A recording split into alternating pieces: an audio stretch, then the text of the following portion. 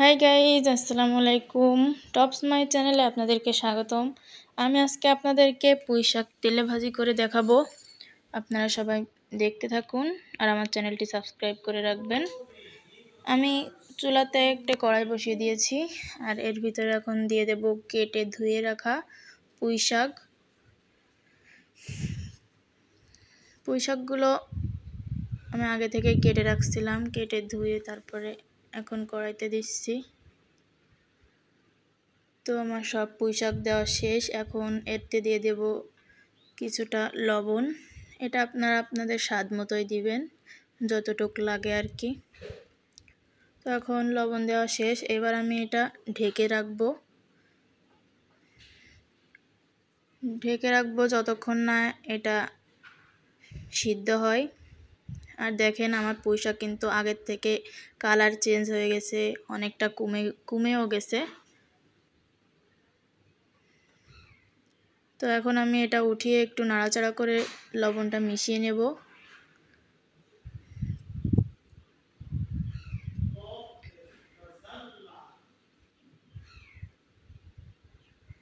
ভালোভাবে নাড়াচাড়া করে নিতে হবে।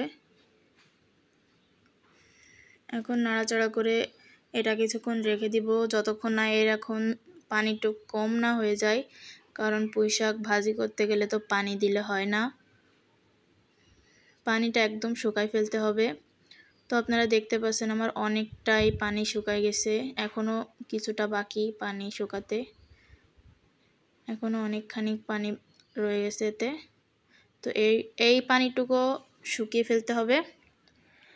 আমার এর পানিটা এখন শুকায় গেছে, আমি এটা এবার লাভিয়ে ফেলবো।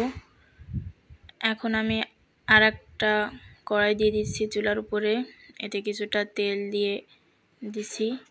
আর এটা গরম হয়ে গেলে দিয়ে দেব কেটে রাখা পেঁয়াজ রসুন। আর এই পেঁয়াজ রসুনটা এখন ভালোভাবে নাড়াচাড়া করতে হবে যতক্ষণ না এর কালারটা আপনার চেঞ্জ হচ্ছে, ভালোভাবে নাড়িয়ে চড়িয়ে নিতে হবে। তারপরে এর ভিতরে দিয়ে দেব কিছুটা হলুদটা দিয়েও এতে কিছুটা নাড়াচাড়া করতে হবে।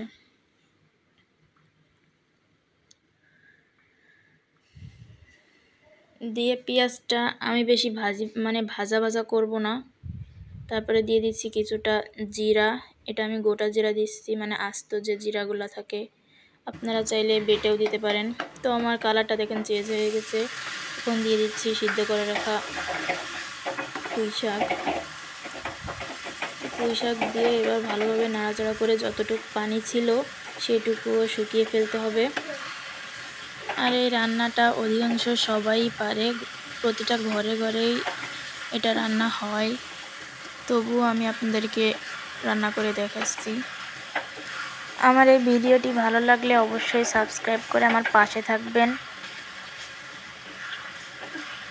দেখুন আমার পানিটা অনেকটাই শুকিয়ে গেছে, এখন আমার পরিবেশন করার পালা। দেখেন আমার রান্না করা শেষ, আর কতটা সুন্দর দেখতে হয়েছে মাশাআল্লাহ। আর এটা আমার বাসার সবাই পছন্দ করে খেতে।